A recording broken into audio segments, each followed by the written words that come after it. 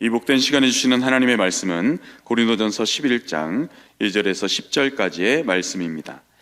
신약성경 276면에 있는 고린도전서 11장 2절에서 10절까지의 말씀입니다.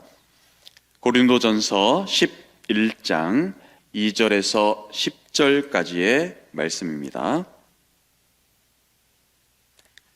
너희가 모든 일에 나를 기억하고 또 내가 너희에게 전하여 준 대로 그 전통을 너희가 지킴으로 너희를 칭찬하노라. 나는 너희가 알기를 원하노니 각 남자의 머리는 그리스도요 여자의 머리는 남자요 그리스도의 머리는 하나님이시라.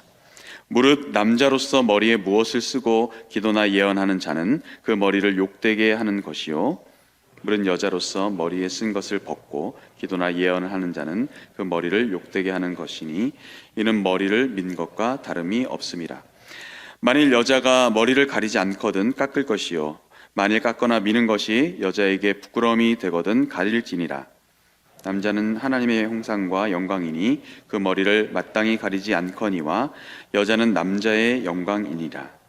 남자가 여자에게서 난 것이 아니요 여자가 남자에게서 났으며 또 남자가 여자를 위하여 지음을 받지 아니하고 여자가 남자를 위하여 지음을 받은 것 같이 합니다. 그러므로 여자는 천사로 말미암아 권세 아래 있는 표를 그 머리에 둘지니라. 아멘.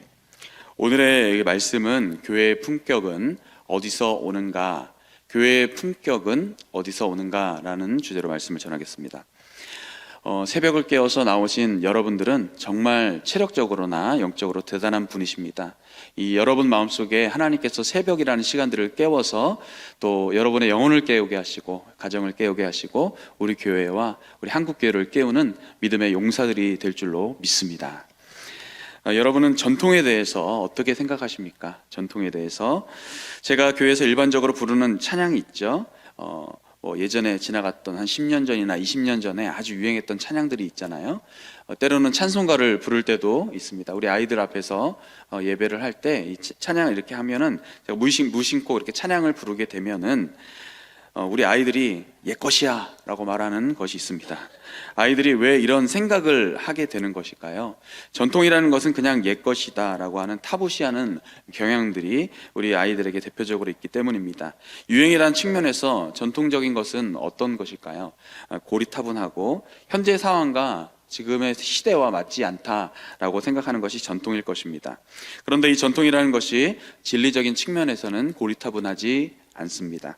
과연 오늘 바울은 그가 말하는 전통에 대해서 잘 전달하기 위해서 사랑하는 교회에게 이 전통을 잘 설명하기 위해서 먼저는 어떤 방법과 어떤 태도를 취하고 있을까요? 그의 말하는 그 품격은 어디서 드러날까요? 2절에 보시면 이렇게 나오죠. 2절을 보시겠습니다. 너희가 모든 일에 나를 기억하고 내가 너희에게 전하여 준 그대로 그 전통을 너희가 지킴으로 너희를 칭찬한다 라고 되어 있습니다. 어떻게 한다고요? 칭찬한다. 먼저 칭찬이라는 단어가 눈에 띕니다. 여러분, 우리가 다들 칭찬받고 싶죠? 다들 칭찬은 모두에게 해당되는 언어는 아니지만 모두 칭찬을 받을 수 있는 것은 아니지만 일단 보통 칭찬을 받으면 기분이 좋지 않습니까? 어떤 전통이나 그 사람들이 거부할 수 있는 말들을 하기 이전에 우리가 마음밭에 이 사도의 그 칭찬의 베이스가 우리 삶에 좀 깔려 있었으면 좋겠습니다. 우리가 하는 일들이 결코 타부시되는 것이나 또 무시당하는 일이 아니다라는 것을 먼저 그들의 마음을 열 수 있도록 칭찬하는 모두가 되었으면 좋겠습니다. 칭찬은 잘했을 때 하는 일이 아닐까요? 바울이 칭찬하는 이유가 오늘 뭐라고 되어 있어요? 고린도 교인들이 무엇을 할 때마다 어떤 행동을 할 때마다 너희가 내가 알려준 대로 잘 하고 있구나 라고 하면서 사도 바울의 기준점을 삼아서 그들이 하는 모든 행동들에 대해서 칭찬한 것입니다. 그리고 지금 바울은 무엇보다 전하여 준 전통, 내가 너에게 알려줬던 이 복음에 대한 전통을 그대로 붙들었던 것에서 잘했다라고 되어 있습니다. 바울이 전한 이 진리를 기억해주고 계속 유지하고 계승하고 있다는 점에서 칭찬하고 있는 것이죠. 이 바울의 아버지 같으면서도 섬세한 이 교회를 다룸이 우리 안에 있기를 소망합니다. 여러분들의 무기가 되기를 원합니다. 바울이 그들을 다룰 때 진리에 속해져 있음을 칭찬해주고 있는 모습, 우리 또한 그것을 본받기를 소망하는 것입니다. 이 말씀은 다음 말씀에 이어지는 베이스예요. 이 칭찬의 베이스 위에 그 마음을 움직이고자 바울이 먼저 언급한 것입니다. 오늘 말씀 이제 집중해서 보면 이 전통에 대해서 말하는 것은 어떤 남녀의 차별이나 우위를 말하는 것이 아닙니다. 3절, 우리 말씀 오늘 3절을 다시 한 번 더 읽어보겠습니다. 3절입니다. 시작. 나는 너희가 알기를 원하노라. 각 남자의 머리는 그리스도요, 여자의 머리는 남자요, 그리스도의 머리는 하나님이시라. 아멘. 이게 공식적으로 보면 남자의 머리는 누구다? 그리스도. 여자의 머리는 남자요, 그리스도의 머리는 하나님이시다. 그러니까 여자, 남자, 그리스도, 하나님 순으로 가는 어떤 권력이나 높음 이런 것을 얘기하는 것처럼 보이지만 결코 그런 것이 아닙니다. 그리스도와 하나님은 순위가 정해져 있지 않습니까? 하나님 우선 권력 순위가 최종적으로 하나님이 아니라 그리스도께서도 하나님이시기 때문에 이것은 동등한 입장에서 질서와 순서를 생각하라라는 측면으로 이해하면 되겠습니다. 특별히 오늘 말씀에는 남자로서 무엇을 쓰고 기도하거나 예언하는 자는 그 머리를 어떻게 하는 것이다? 욕되게 하는 것이다 라고 되어 있습니다. 남자의 머리는 누구라고 나옵니까? 3절에 바로 그리스도를 욕되게 하는 것입니다. 물론 여자로서 머리에 머리에 쓴 것을 벗고 그냥 민머리로 기도하면 그 머리를 욕되게 하는 것이다, 또 머리를 민 것이나 다름없다라고 하고 있습니다. 남자는 머리에 뭐를 쓰지 말라, 남자는 이 머리에 쓰지 마라, 그리고 여자는 머리에 못을 쓰라 라고 바울이 강조하고 있습니다. 이거 배경을 알아야 되는데요, 사실은 헬라권의 남자들은 황제 숭배 사상이 있었기 때문에 황제에게 칭호할 때 머리에 무엇을 쓰었습니다.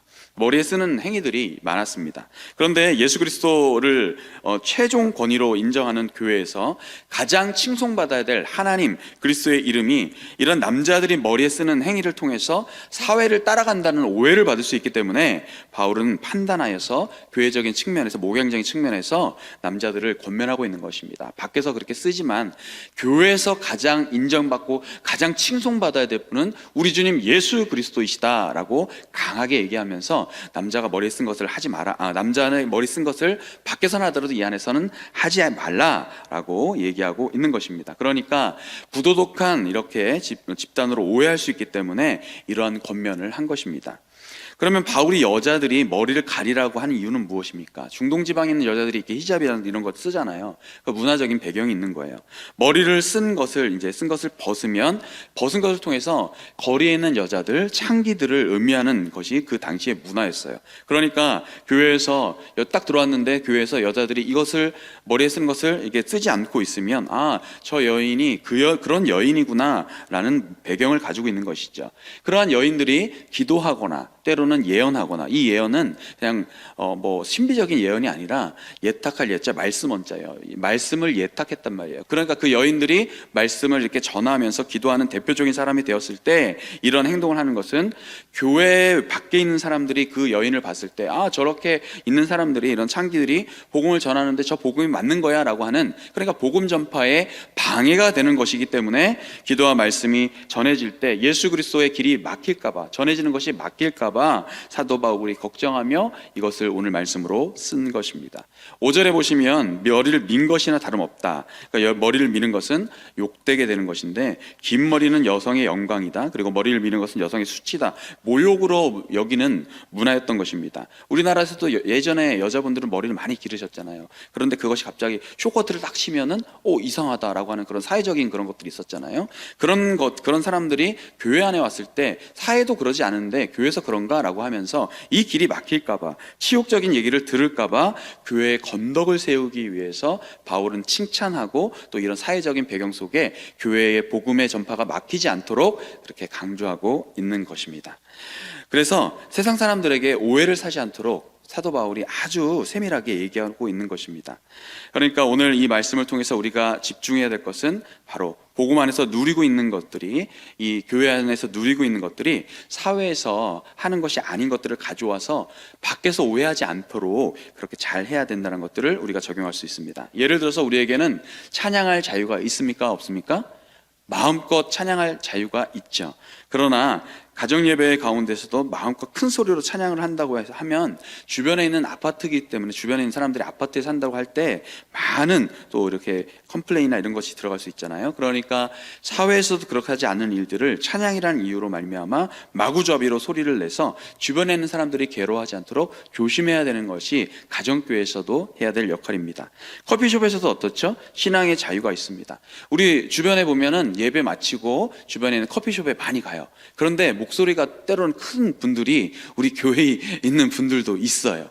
마음껏 얘기할 수 있는 권한은 있죠. 그러나 너무 큰 소리로 얘기하면 이제 옆에 있는 사람들에게 방해를 줄 수 있지 않습니까? 그러니까 우리가 옆에 있는 커피숍이나 이런 데 가서도 웃는 것이나 보고만 해서 행복해서 웃기는 하지만 그러나 그것들을 조금 절제할 수 있는, 사람들에게 건덕이 되는 그런 웃음이 많으나 저들은 참 품격이 있다, 그리고 사랑들이 참 넘친다, 이런 모습을 가지면 좋을 것 같습니다. 사회에서도 거절하는 문화나 덕이 안 되는 것이 교회에서는 있어서는 안 되겠습니다. 이 모든 일의 핵심이 무엇입니까? 복음이 전파되는 일에 방해되거나 주님의 영광을 가리는 일이 되지 않도록 질서를 잘 잡으라는 것입니다. 우리 하나님은 질서의 하나님이신 줄로 믿습니다. 우리가 다시 한 번 더 이런 일들을 우리가 돌아보면서 기도하면서 이러한 일이 있다면, 내가 자유롭게 하고 있지만 이러한 일들을 통해서 좀 복음의 길이 막히고 있다고 한다면 우리가 잠시 돌아보고 회개하면서 질서의 하나님을 기억하여 이 모든 품격을 유지하는 우리 모두가 될 수 있기를 주님의 이름으로 축복합니다. 오늘 바울은 이 말씀에 집중해서 교회의 품격은 어디서 오는지 보여주고 있습니다. 하나님이 세우신 창조의 질서를 따라 교회의 질서뿐만 아니라 사회적으로도 질서를 잘 지켜나가는 우리 모두가 되었으면 좋겠습니다. 그래서 세상에서 인정받았던, 그 당시에 공동체 사회에서 인정받았던 초대 예루살렘 교회처럼 우리 모두 거룩한 정통들을 잘 세워나가는 우리 모두가 될 수 있기를 주님의 이름으로 축복합니다. 기도하겠습니다. 질서의 하나님 아버지, 오늘 바울의 태도가 우리의 태도가 되게 하여 주옵소서. 사랑하는 교회를 향한 부드러운 칭찬과 격려의 말로 시작한 것처럼 우리도 가정과 주변 이웃들과 믿음의 사람들이 이루어질 수 있도록 진리 가운데 먼저 칭찬하고 세워주며 격려하는 우리 모두가 되게 하여 주옵소서.